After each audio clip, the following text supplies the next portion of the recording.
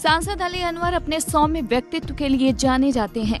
बिहार के बक्सर के रहने वाले अली अनवर छात्र राजनीति में सक्रिय रहे और 2006 में राज्यसभा सदस्य बनकर दिल्ली पहुंचे। आप लगातार राज्यसभा में जनता से जुड़े हुए मुद्दे उठाते रहे हैं। इसके साथ ही देश के तमाम न्यूज चैनलों में बड़ी ही बेबाकी से पार्टी का पक्ष रखते हुए भी आपको देखा जा सकता है। वर्तमान में आप जनता दल यूनाइटेड के राज्यसभा सांसद हैं। बिहार में महागठबंधन की भारी जीत हुई है तो एनडीए में हार के कारणों की समीक्षा हो रही है। वहीं महागठबंधन की इस जीत में अब तक समाप्त हो चुकी कांग्रेस में भी नई जान आई है। बीजेपी में हार के बाद अंतर्विरोध के स्वर उठने लगे हैं। इन्हीं तमाम मसलों पर बातचीत करने के लिए हमारे साथ मौजूद हैं जनता दल यूनाइटेड के राज्यसभा सांसद अली अनवर जी। दृष्टिकोण प्रोग्राम में आपका स्वागत है। शुक्रिया। सबसे पहले आपको बिहार में ऐतिहासिक जीत के लिए बधाई। इसके अलावा अगर हम बात करें सवालों का तो सबसे पहले मेरा जो सवाल है आपसे वो ये है कि जीत के बाद आपको कौन सी नई चुनौतियों का सामना करना पड़ेगा बिहार में? देखिए, सबसे बड़ी चुनौती ये है कि हम लोगों ने तो बिहार की विकास, बिहार का जो विकास है उसको और गति देनी है। हम लोगों को उसकी रफ्तार तेज करनी है। अगर सड़कें हमने बनाया है तो और सड़कें बनाया जाए और बनाई जाएं, और इसको हमारे नेता और मुख्यमंत्री नीतीश कुमार जी ने उसको 7 निश्चय करके इसको रखा है, चुनाव के दरमियान रखा। और उसमें है कि भाई हर गांवों को हम नलियों को और गांव की सड़कों को हम मुख्य सड़कों से जोड़ेंगे। हमने 6 घंटे में बिहार के किसी कोने से आप पटना आ सकते हैं। ये टारगेट हम लोगों ने मोटा मोटी अचीव कर लिया है। अब हम लोगों का टारगेट है कि इसको 5 घंटा करें, ऐसा करें कि 5 घंटा में लोग पहुंच जाएं। दूसरी चीज़ ये है कि बिजली में हम लोगों ने काफ़ी सुधार किया है। लेकिन हम लोगों का टारगेट है कि कोई भी गांव बचा नहीं रहे। कुछ गांव अभी भी बचे हुए हैं, तो वहाँ भी बिजली पहुँचे और हर घर को, गरीब को हम लोग बिजली घर में भी जले, और अगर उसको ज़रूरत हो वो कनेक्शन नहीं ले सकता है तो हम लोग खुद उसको connection, free of cost connection दें और वो बिजली जलावे और कनेक्शन फ्री हम दें। बाकी तो चार्ज तो कुछ देना ही पड़ेगा। तो ये सारी चीज़ें हैं। फिर शिक्षा में ये हो रही है, हायर एजुकेशन में हम लोगों को इम्प्रूव करना है। आपको क्वालिटी के हिसाब से भी, और ये फिर बहुत सारे हायर एजुकेशन के लिए बहुत सारे स्टेप्स लिए गए हैं, लेकिन और उसको तेज करना है।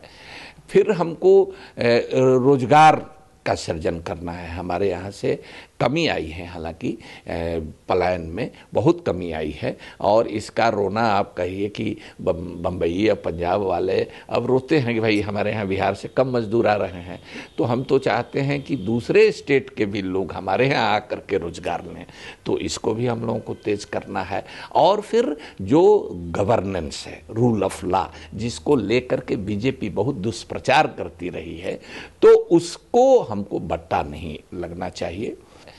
फिर हमको रोजगार का सृजन करना है। हमारे यहाँ से कमी आई है, हालांकि पलायन में बहुत कमी आई है, और इसका रोना आप कहिए कि बम्बई या पंजाब वाले अब रोते हैं कि भाई हमारे यहाँ बिहार से कम मजदूर आ रहे हैं। तो हम तो चाहते हैं कि दूसरे स्टेट के भी लोग हमारे यहाँ आकर के रोजगार लें, तो इसको भी हम लोगों को तेज करना है। और फिर जो गवर्नेंस है, रूल ऑफ लॉ, जिसको लेकर के बीजेपी बहुत दुष्प्रचार करती रही है, तो उसको हमको बट्टा नहीं लगना चाहिए।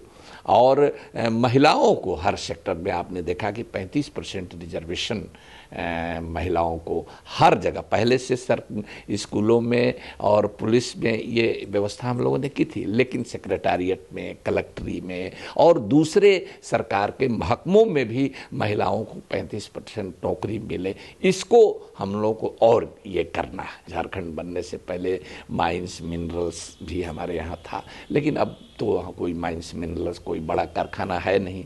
तो हम लोगों की कोशिश होगी कि जो कृषि से आधारित जो उद्योग हैं छोटे छोटे, उनको हम लगाएं। कुछ उद्योग लगे भी हैं, लेकिन हमारे यहाँ मक्का पैदा होता है, हमारे यहाँ लीची पैदा होती है, हमारे यहाँ टमाटर पैदा होता है। धान और आलू में मैम हम बताएं कि बिहार ने चाइना के रिकॉर्ड को भी तोड़ा है धान पैदा करने में और आलू पैदा करने में।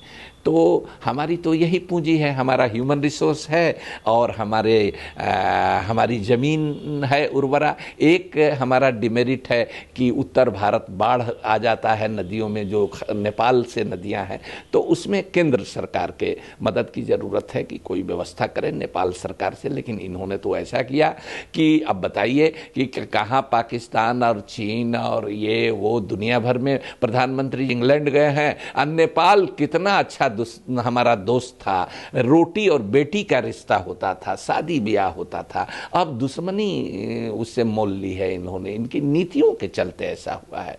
तो हमारे जो मधेसी लोग हैं वहाँ परेशान होंगे, तो उनको परेशानी होगी, तो हम लोगों के दिल पर तो सदमा पहुँचता ही है। तो इनको उसमें भी सुधार करना है। जीत के बाद के अगर चुनौतियों की बात करें हम, तो मंत्रिमंडल का गठन, सहयोगी दलों को सरकार में शामिल करना, विभागों का बंटवारा, इन तमाम चुनौतियों से किस तरीके से निपटेंगे आप लोग? देखिए, ये कोई चुनौती नहीं है। जब हम लोग चुनाव के दरमियान लालू जी से बातचीत चलने लगी तो उन्होंने कहा कि ये तो दोनों दो ध्रुव हैं, ये कैसे मिल सकते हैं। तो हम लोग मिल भी गए। फिर नेता भी चुन लिया हम लोगों ने। हमारे नेता को सब लोगों ने, तीनों पार्टियों ने मिल करके हमारे नेता को नेता भी मान लिया। फिर हम लोगों ने सीट का बंटवारा, कह रहे थे कि इनमें नहीं होगा, सीट का बंटवारा भी हमारे बीच में हो गया। तो ये तो बिल्कुल इजी काम है, वो तो फार्मूला भी आ गया है। माने हम लोग तो 50-50 हैं दोनों, और 101 लड़े हैं और 40 उसी। तो समझ लीजिए कि वो प्रिंसिपल ले हो गया है। हम तो बहुत पहले से कह रहे थे कि प्रिंसिपल ले हो गया, सारा काम उस प्रिंसिपल के आधार पर होगा। हमारे नेता नीतीश कुमार जी जो हैं वो एक सिद्धांत बना लेते हैं और उससे खुद नहीं डिगते हैं, इसलिए किसी को कोई गर्भांश रह नहीं जाता। वक्त हुआ है एक छोटे से ब्रेक का। नफरत की राजनीति देश के किसी कोना में होगी तो हमारे नेतृत्व का ये फर्ज है कि हम लोग उस पर भी गहरी नजर रखेंगे। हमारी पार्टी का ये फर्ज है।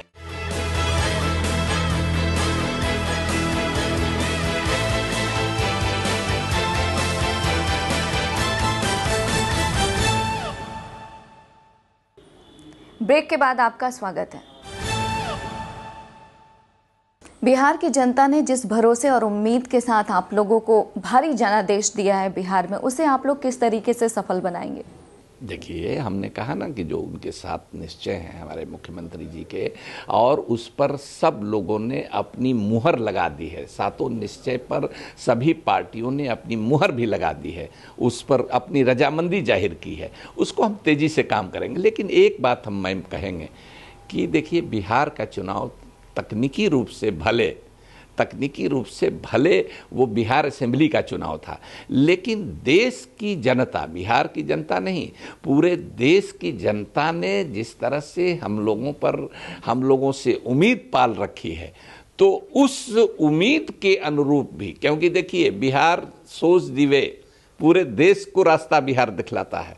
तो हम ऐसा नहीं है कि बिहार एक टापू की तरह से हम इसी को खुशहाल बनाएंगे, यहीं अमन चैन रखेंगे और देश को ये भाजपा वाले जलाते रहेंगे।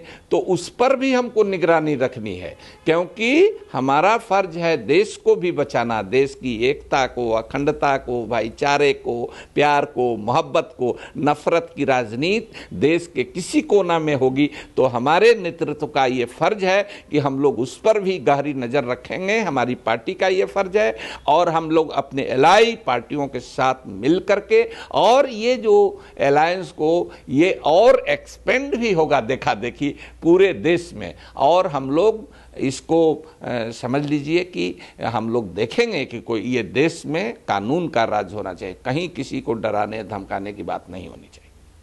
केंद्र में बीजेपी की सरकार है, आर्थिक पैकेज की जो घोषणा की गई थी उसे ऐसा कहा जा रहा है आप लोग लेंगे नहीं, बिहार को विशेष राज्य का दर्जा है नहीं, तो बिहार में जो विकास की योजनाएं हैं उसको पूरा किस तरीके से करेंगे? देखिए मैडम, एक तो कह रहे हैं कि लेंगे नहीं, वो हमको मिलना ही नहीं था, वो तो केंद्र प्रायोजित योजनाएं हैं, हमको उसमें कुछ आना नहीं था। और जो ऑन गोइंग उनके स्कीम्स हैं उसी में उसी को सब जोड़ जाड़ के इधर उधर से मिला करके उन्होंने कर दिया था, तो वो चलावें, ये वो तो उनकी बात है कि वो अपनी योजनाओं को तेजी से लागू करें। अब आप बताइए, रेल की जो योजना है उससे बिहार को क्या मतलब है? पाइपलाइन बिछाना है, गैस का बिछाना हो, तेल का, उससे हम लोगों को क्या है? तो वो अपना करें। एनएच बनाना है, उससे हम लोगों को क्या है? नेशनल हाईवे बनाए। अब तो लोग हंसते हैं कि भाई हमारा स्टेट हाईवे बढ़िया है और उनका एनएच का खस्ता हाल है। हमारा 1200 करोड़ पहले से, इनके समय से नहीं, ये जब हमारे साथ सरकार में थे तो 1200 करोड़ रुपया हमारा एनएच का जो हम मरम्मत कराए थे वो बाकी है, तो उसको भी यूपीएम ने भी नहीं दिया, इन्होंने भी नहीं दिया। ये तो हमारे साथ थे सरकार में, हमारे साथ मांग कर रहे थे। जैसा कि चुनाव प्रचार के दौरान एनडीए की तरफ से कहा जा रहा था कि ये महागठबंधन नहीं स्वार्थ बंधन है, तो आपको क्या लगता है कि जिस तरीके से ये आरोप लगाए जा रहे थे, तो आपके हिसाब से नीतीश जी और लालू प्रसाद यादव कब तक साथ साथ चल पाएंगे? देखिए, जनता ने उनके सभी सवालों का, सवाल क्या थे, वो गाली गलौज थे, उसका जवाब दे दिया। अब सवाल ये है कि ये आशंका फैलाते रहेंगे लोग कि हम लोग लड़ेंगे।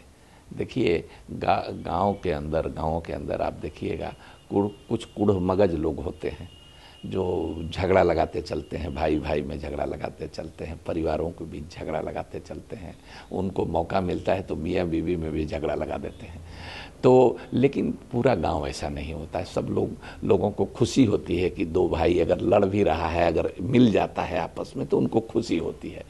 तो हम लोगों ने सारी परिस्थितियों से गुजरते हुए, जनता की ये मनोदशा भी यही है, देश भी यही चाहता है। इसीलिए देखिए, उस दिन जो जीत के बाद लालू जी ने, नीतीश जी ने जो प्रेस कॉन्फ्रेंस किया, उसमें खुद लालू जी ने कहा कि अगर हम लोग ये गलती करेंगे, लालू जी की तरफ से ही ये लोग आशंका जताते हैं कि वही गड़बड़ करेंगे, लेकिन लालू जी ही ने खुद कहा, हम लोग ये बात नहीं कहते हैं, हम लोग तो जानते हैं, हम लोगों से एक ही वैचारिक कुल परिवार है हम लोगों का, एक पार्टी में रहे हैं, जेपी आंदोलन में दोनों नेता रहे हैं, जनता दल में रहे हैं, लोक दल में रहे हैं, दोनों समाजवादी, वैचारिक रूप से समाजवादी कुल खानदान के हैं, तो वो तो समझते हैं एक दूसरे के। तो और फिर आपस में बीच में झगड़ गए तो उसका भी तजुर्बा आ गया कि भाई झगड़ने का क्या नुकसान है। तो सब मिला जुला करके लालू जी ने कहा कि भाई हम लोग कोई ऐसा मौका नहीं देने वाले हैं, वरना जनता अगर ऐसी गलती करेंगे तो जनता हम लोगों को माफ नहीं करेगी। इट मीन्स कि वो अलर्ट है, इस मामले में सावधान है। जैसा कि कहा जा रहा है कि लालू जी के बेटे तेजस्वी या फिर उनकी बेटी मीसा भारती जो है वो उप मुख्यमंत्री बनाई जा सकती हैं, तो आपको नहीं लगता है कि इससे पार्टी के जो वरिष्ठ नेता हैं उनको दुख पहुंचेगा? नहीं, देखिए, जो भी निर्णय होगा वो तीनों पार्टियों की रजामंदी से होगा, और फिर मुख्यमंत्री का भी ये विशेषाधिकार होता है कि भाई किसको कौन मंत्री बनाया जाए और क्या किया जाए। तो इसलिए जो भी, ये कोई मसला नहीं है, ये आप देखिएगा, मने इसको हम लोग चुटकी बजा के जो कहते हैं हल करना, ये कोई है ही नहीं है, इसका कोई मतलब नहीं है। जो हमारा शीर्ष नेतृत्व चाहेगा, बैठ करके हमारे नीतीश जी, लालू जी, सोनिया जी बैठ करके फैसला कर लेंगे, हो जाएगा। बिहार में आय के स्रोत बहुत कम है, आपको रोजगार बढ़ाना है, आधारभूत ढांचों को मजबूत करना है, ये तमाम जो समस्याएं हैं बिहार की उसे आपको मजबूत करना है। इसके लिए जदयू के पास रणनीति क्या है? देखिए, हम लोगों ने इंफ्रास्ट्रक्चर में, ये रोड क्या है इंफ्रास्ट्रक्चर है, ये बिजली क्या है इंफ्रास्ट्रक्चर है, तो इसमें हम लोगों ने ये किया है। अमन चैन रहेगा, भाईचारा रहेगा, कोई भी विकास के लिए। देखिए क्यों मोदी जी फेल हुए, विकास की बात किए और फिर उपद्रव करने लगे, इस तरह का जहरीला बयान दे करके, दंगा फसाद करके। तो कोई भी विकास तो शांति में होता है, टेंशन रहेगा दिमाग में तो कोई विकास नहीं होगा, न पढ़ाई लिखाई होगी, न बिजनेस होगा, तो वो मार धाड़ का वातावरण बना रहेगा। तो ये शांति, ये सब चीज़ समझिए कि एक तरह का इंफ्रास्ट्रक्चर है। और ये सब है, बिजली आएगी, बिजली अगर मिलने लगे सब जगह तो अब उससे बड़ा क्या चीज़ है। मिलते हैं एक और छोटे से ब्रेक के बाद। हम लोग पीठ पर पूरा देश खड़ा है, ये हम लोगों को एहसास हो रहा है और उस मन स्थिति में आकर के अब हम लोग काम कर रहे हैं।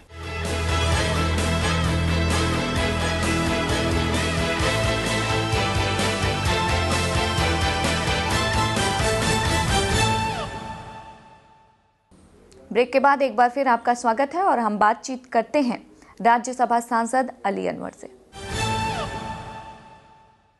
संसद का शीतकालीन सत्र शुरू होने वाला है और अगर महागठबंधन की बात करें तो उनके हौसले भी बुलंद हैं।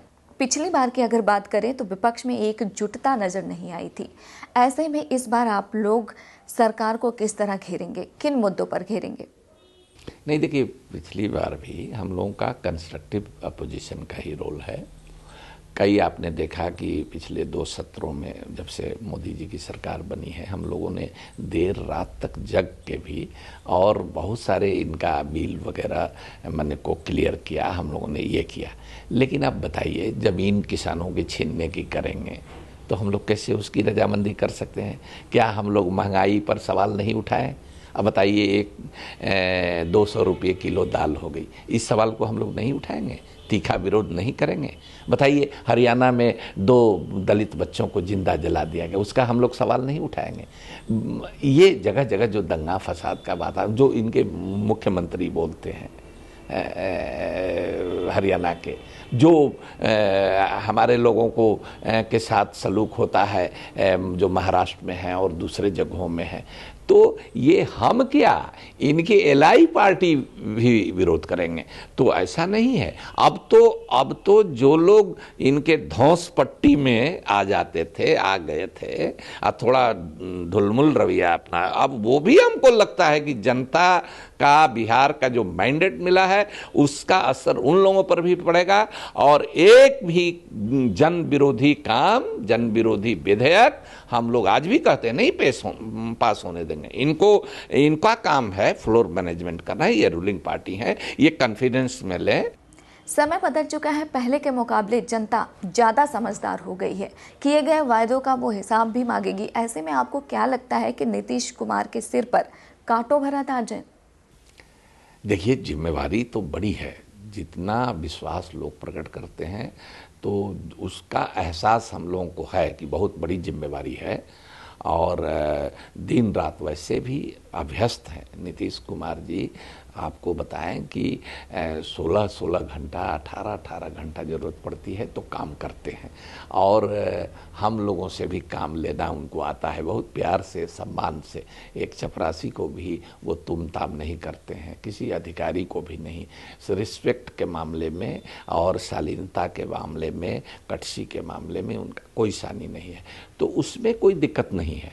तो हम समझते हैं कि हम लोग वो जो कठिन दौर था, वो कठिन दौर हम लोग पार कर गए हैं और अब तो देखिए, बहुत सा काम दुनिया में हौसले से होता है।